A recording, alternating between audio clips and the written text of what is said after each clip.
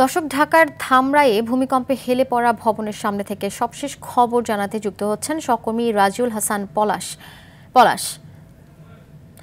ভবন হেলে পড়ায় কোনো জানমালের ক্ষয়ক্ষতি হয়েছে কিনা জানাবেন, এবং ভবনের যারা বাসিন্দা রয়েছেন তারা কি বলছেন?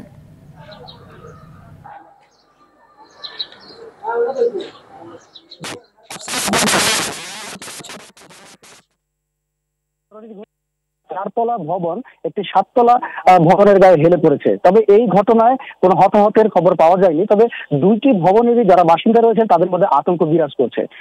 এই বিষয় নিয়ে আমরা প্রশাসনের সাথে কথা বলেছি, জানিয়েছেন যে তারা খুব শীঘ্রই এই ঝুঁকে পড়া ভবনটি নিয়ে তারা কাজ করবেন এবং এই আইনগত যে ব্যবস্থা রয়েছে সেই ব্যবস্থা নেবেন।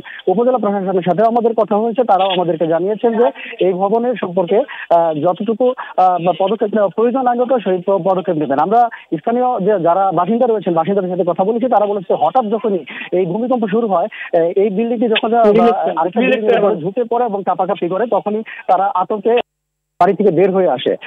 আপনাকে একটু জানিয়ে রাখি যে এই ভবনটি গত 2024 সালের মে মাসে একটু ঝুঁকে পড়েছিল এবং আজকের ভূমিকম্পের ঘটনায় আরো বেশি ঝুঁকে পড়েছে।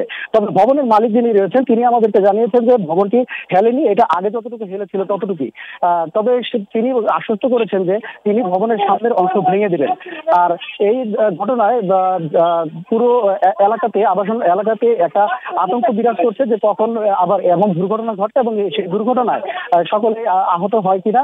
যেহেতু ঢাকাতে 3 জন নিহতের খবর পাওয়া গেছে, সবার মধ্যে আতঙ্ক বিরাজ করছে। আপনাদের যদি আমি একটু বিল্ডিংটি দেখাই, আপনারা একটু বিল্ডিংটি দেখতে পাচ্ছেন।